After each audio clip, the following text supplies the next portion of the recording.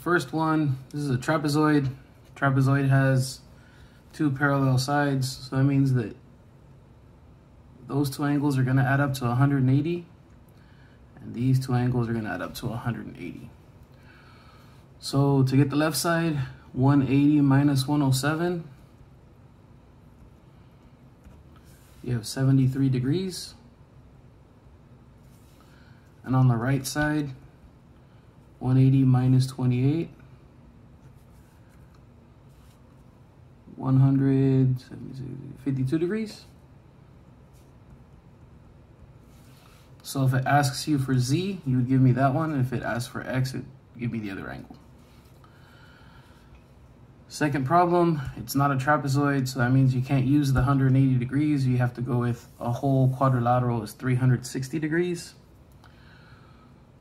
So easiest way to do it, find out what this angle is worth and make y plus 9 equal to that. So 360 minus 50, 125, and 116. That leaves us with 69 degrees left for this angle.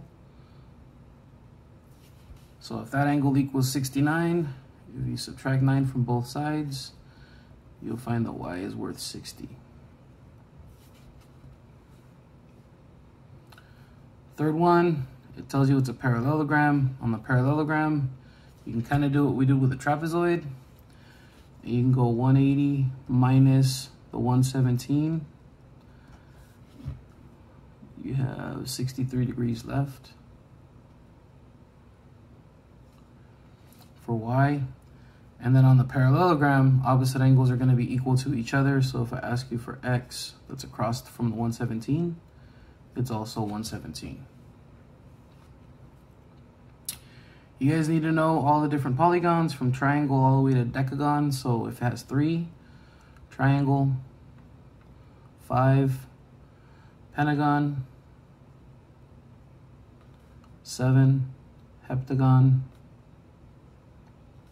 9, nonagon, 10, decagon, and it doesn't have it on here, but if it was 4, quadrilateral, 6 would be hexagon, 8 would be octagon. For classifying, if it's a square, make sure that it has 4 right angles and 4 congruent sides. If it's a rectangle, it only has the 4 right angles, but not all 4 sides are the same. The rhombus will have all 4 sides the same, but the angles are not all the same. They're not all 90 degrees. Your parallelogram, kind of like example number 3 over here, you're going to have opposite angles congruent both ways. You're going to have opposite sides congruent both ways. You're going to have adjacent angles are going to be supplementary, which means they have to add up to 180.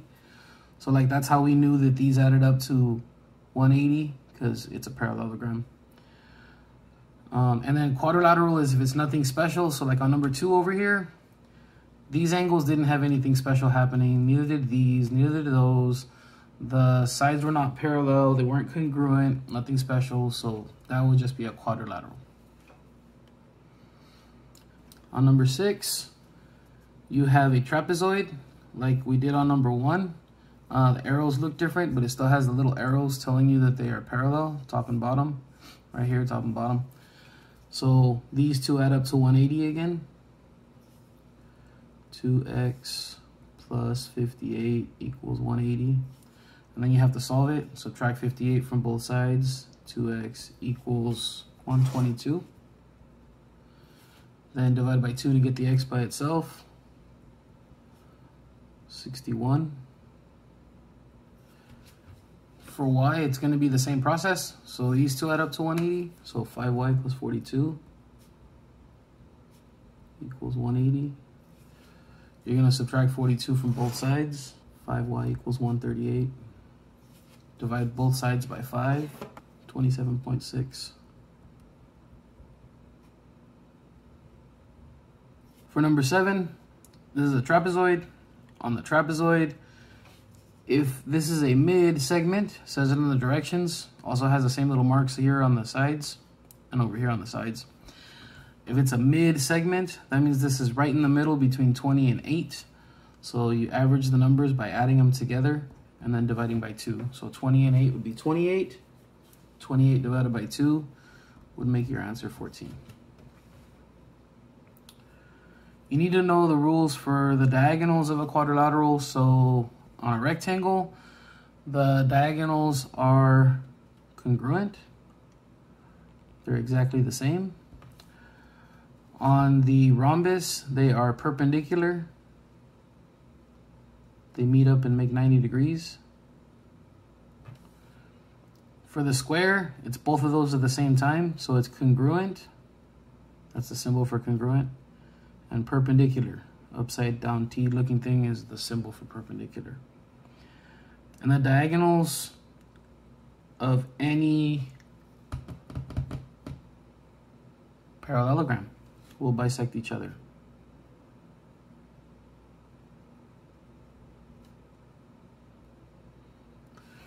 I accidentally recorded without realizing that my camera wasn't pointing at this problem. So the work's already there. Let me go through it with you guys. The scale factor is comparing the little triangle to the big triangle. So the scale factor is supposed to be 16 over the whole side, not the 24. So you have to add 16 and 24 to find out that the whole right side would be 40. On the left side, you have 20 for the top, for the little triangle's left side. The big triangle's left side is not 30. 30 is only the bottom part. You have to go 20 and 30 together to get 50. Either way, whether you reduce 20 over 50 or 16 over 40, the calculator should still give you the same answer. So pick one, use that ABC button, and the calculator will give you 2 over 5. Number 10, kind of the same thing. You go 6 over this whole side is 9. And then when you reduce that, it's 2 over 3. That's your scale factor. On the other side, since we use 6 and 9, that means on the left side, 6 goes with x, that's fine. But 9 doesn't go with 2. 9 goes with 6 and 2 put together. Then you have to cross multiply it. So 6 times x is 6x. 6 times 2 is 12. That's what I have up here. And then on the other way, cross multiplying, 9 times x is going to be 9x. And then you solve this, you'll find out your x. Number 11, it's asking if they're similar. So small, medium, large. If I go with 9 and 9, they're the same size. I'll put that as small and medium, and then 14 is going to be my large.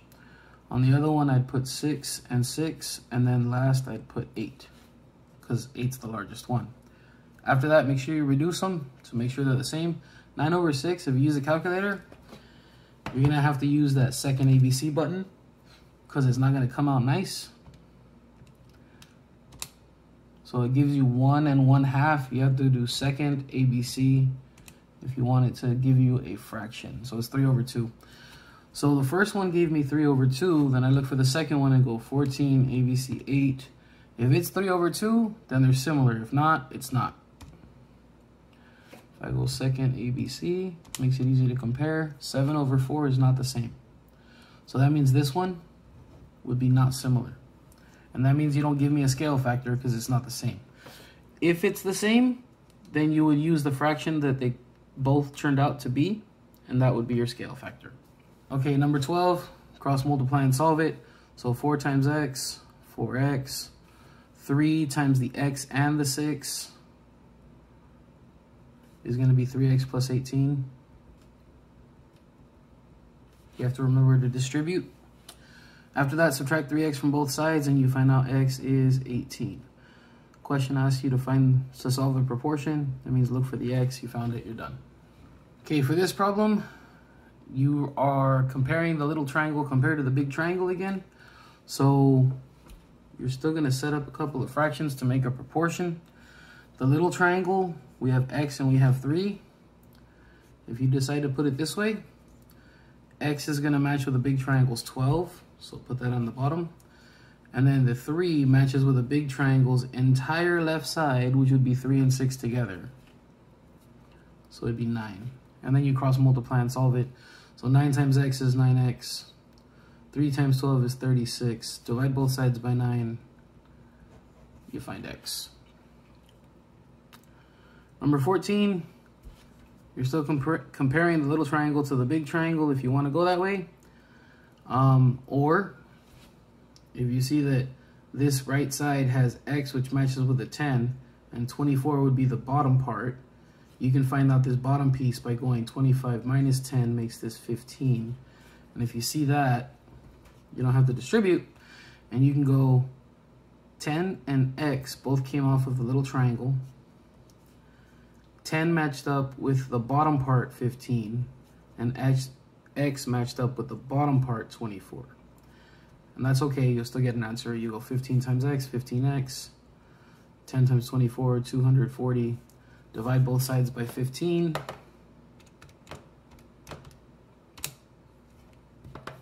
And you get 16.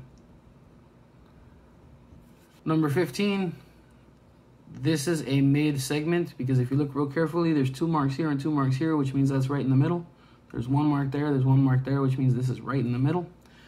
So that means it's either half or double. If you look at that x, it's bigger than 7, so it can't be half, it's gotta be double. Okay, it's asking if they're similar. You have to check all 3 sides. Small, medium, large. So if you go 3, 6, and 10, then you're gonna match that with 6, 9, and 12. 3 over 6 is 1/2. 6 over 9 is 2/3. They're already not the same, so that means they're not similar. Number 17, for the perimeter and the area. Perimeter is gonna be the easiest one. For the perimeter, just get the 2 longest sides,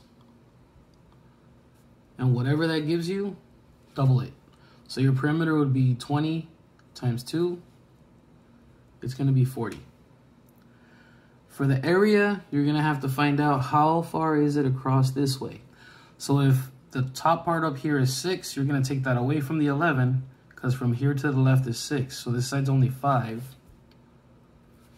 And that means on the right side, it's 5 by 5. So this side's 25.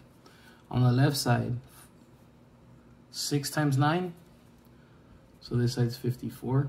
And then your area, you're going to add those 2 together. So you're going to go 54 plus 25, 79. And there's your area. Number 18. Area for a triangle, remember the sandwich, you have to cut it in half, so it's going to be 9 times 4, and then divide by 2. So that's going to be 18 centimeters squared. Okay, next problem, this is a parallelogram. For the parallelogram, remember that this little triangle could fit right up here, so that means all you need to do is treat it like a rectangle for the area. So, oh my god. I need better glasses. I think that's a 5. So if that's 5, then it's 5 times 12. And if I'm wrong and it's a 6, then it'd be 6 times 12. That's how you find it though. So that's the area of the parallelogram. For the rhombus, remember it's like if you had a rectangle to start with, and that rectangle going from left to right wouldn't be 2, it'd be 2 and 2 together. And from top to bottom, it wouldn't be 1, it'd be 1 and 1 together.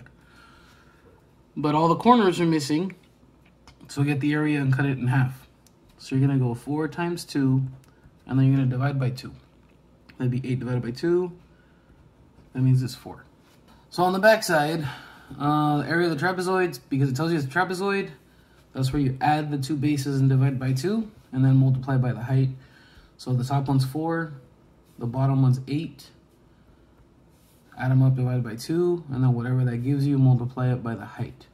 So this is 4 and 8 is 12, divided by 2, that's 6. 6 times 9, you're at 54. For the area of a circle, it's pi r squared. Your radius is 9.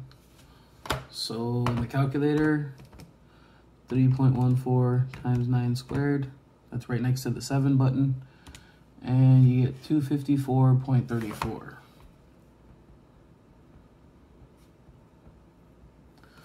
For the circumference, it's 2 pi r. So the circumference is 2 times 3.14 times the radius. So you put that in the calculator, you get 56.52. And this would be meters, and this would be meters squared. Next one, in words, it's telling you that you're looking for the sum of the interior angles. For the octagon, nonagon, decagon, basically you need to know the formula for the sum of the interior angles. So the formula is n minus 2 times 180. So if you wanted an octagon, you would go 8 minus 2 is 6, and then 6 times 180, you get 1080. If you want a nonagon, the sum of an interior, if you want the sum of the interior angles of a nonagon has 9 sides, so you'd go 9 minus 2 is 7, and then 7 times 180, you're at 1260, 1260. For the decagon, same process, you'd go 10 minus 2 is 8, 8 times 180 is 1440. So that would be how you would find them, is use this formula for any of those polygons. On the exterior, you don't have to do that formula. Remember, the exterior always start with 360. So all you need to do is subtract all these angles that you already know. So you have 80, 75, 50, and 120. Those angles are 325 degrees. So subtract that from the 360.